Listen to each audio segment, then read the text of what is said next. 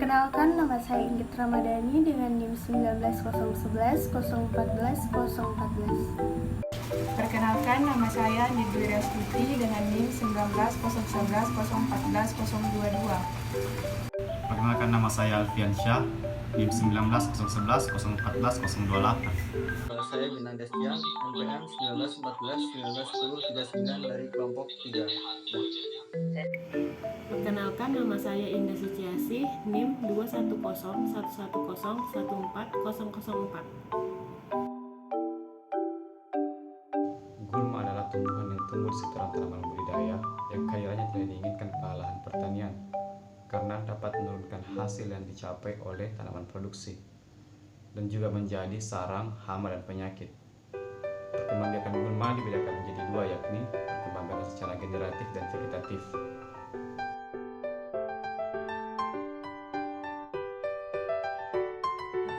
Perkembangbiakan gulma secara generatif adalah perkembangbiakan gulma yang menggunakan biji sebagai alat perkembangbiakannya.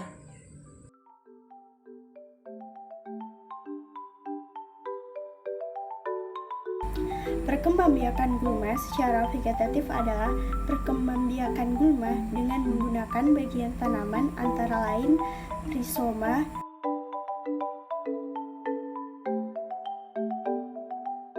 stolon,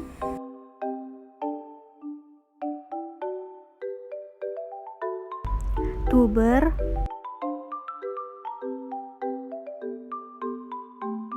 bulbus,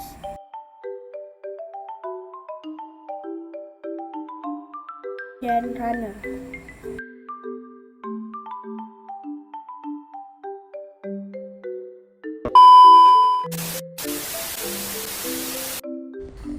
Pada praktikum ilmu gulma yang dilaksanakan di Laboratorium Alamiah Dasar Fakultas Pertanian Universitas Islam Makassar, yakni perbanyakan gulma.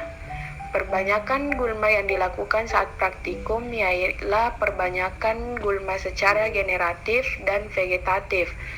Untuk perbanyakan generatif yang digunakan adalah gulma krokot. Sedangkan untuk perbanyakan generatif yang digunakan adalah cocor bebek.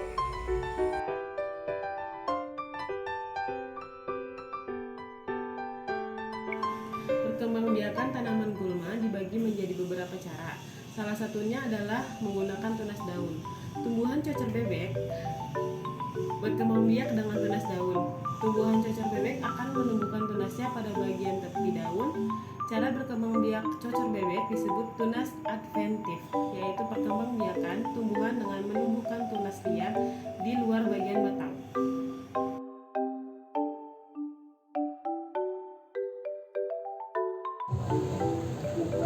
Tanaman krokot.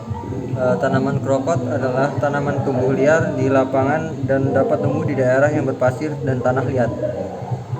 Jadi krokot ini dapat tumbuh meski kekurangan air dan memiliki sifat adaptasi yang baik terhadap lingkungan. Krokot termasuk salah satu gulma pada budidaya tanaman semusim. Jadi krokot ini merupakan tanaman yang dapat dikonsumsi sebagai masakan juga selain jadi hama. Kemudian krokot juga dapat menjadi obat atau menyembuhkan berbagai. Kemudian krokot ini adalah kompetitor yang sangat kuat bagi tanaman budidaya. Hal ini karena perkembangan dari krokot ini sangat cepat dan juga efisien dalam pemanfaatan sumber daya untuk kelangsungan hidupnya. Selain itu, krokot juga menjadi gulma yang cukup kompetitif karena dapat beradaptasi pada berbagai kondisi lingkungan, misalnya dalam berbagai tingkat seperti kandungan unsur hara, berbagai jenis tipe tanah, berbagai ketinggian tempat, serta dapat tumbuh pada berbagai tingkat pH tanah dan suhu lingkungan. Jadi tanaman ini tumbuh di daerah yang lembab dengan cara menjala di tanah. Jadi tanaman krokot ini dapat diperbanyak melalui biji. Jadi biji yang telah masak dan mengering kemudian jatuh ke tanah akan tumbuh dengan sendirinya. Sebelum biji jatuh, hendaknya biji dipanen kemudian dikeringkan.